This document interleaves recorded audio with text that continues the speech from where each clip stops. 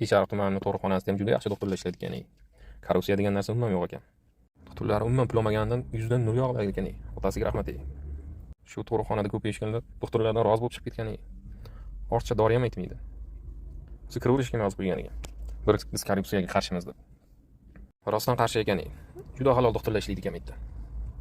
O'g'il bolaga $100, qiz bolaga 1 million. Anaqa narsa umuman yo'q.